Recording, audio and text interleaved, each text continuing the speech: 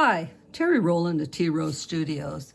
I've been asked how I did the geometric quilting on my color wash quilt. So I thought I'd just do a short little video showing you on paper my thought process when I was doing that.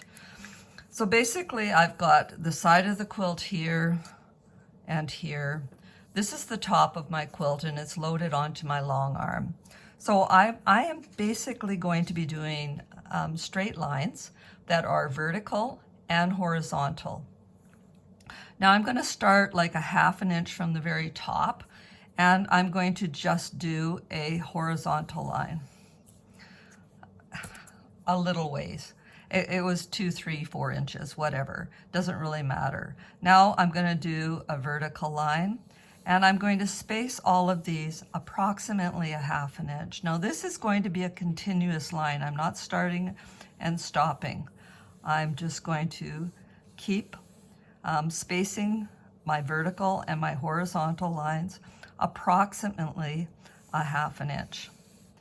And I'm just going to meander basically around the whole quilt. Now I've gone off the side and I can travel right along the edge to come back out again. And I'm just going to continue with horizontal and vertical line. Again, I'm a ½ inch away from the edge of the quilt. I could go all the way to the edge and then come back in. Maybe I do a long one like this. Fill this in.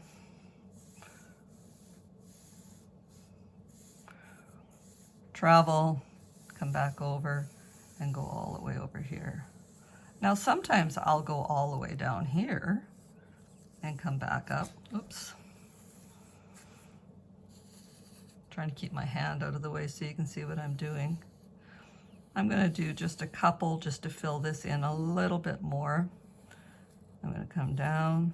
Now this dotted line here is where my roller is, so I can't stitch any farther than where that dotted line is. So I'm approximately a ½ inch away there. I'm coming back up. I'm going to just put another little interest one in here. It just changes the design and gives it more of an organic look. I'm going to do just a short little one like that. I'm going to come back and I'm going to go over and come back. You can see I'm not crossing over any of the lines. And this one isn't a ½ inch, and I'm okay with that. Again, it's an organic type look. I just want it to just be fun. I'm getting close to my edge here, so I've come off the edge. I'm coming back on. Oops, and I'm going to fill that in. I'm going to do one more there. And here I'm going to come over. I'm going to fill that in. I'm going to come over. And now I'm going to come back over and do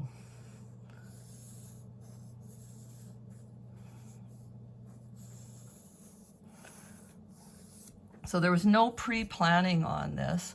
I'm just stitching and filling in. Now, being aware that I'm getting close to where my rollers are, I'm going to have to move my quilt. I want to be able to mesh when I roll it. I want to be able to bring some of the stitches back up and into here so I don't create that straight line and look like a panto, let's say. So I'm aware of that. I'm going to come all the way down to where that's the closest I can get to the roller, and I'm going to come up. I'm going to do a couple of these. Now I'm going to actually move my quilt up, so I'm rolling it up, and my new area to fill in is from this point, and I have to fill in all of these. So my thread is over here, and I'm going to come over, and you can see how I'm meshing these together now. So you don't actually see where I stopped on my top section and where I'm adding the second section here. All right, well, let's get over here and fill this in.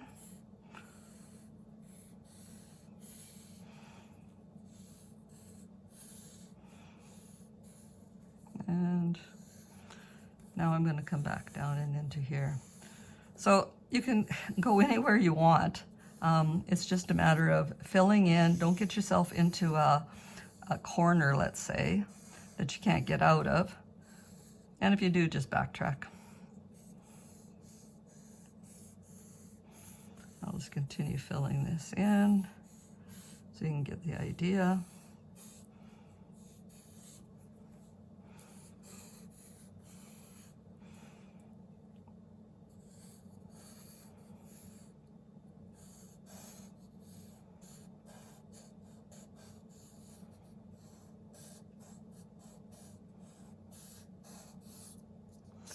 And then I would have to roll it forward again. I hope that kind of explains to you how I did that organic look on mine. Thanks for watching.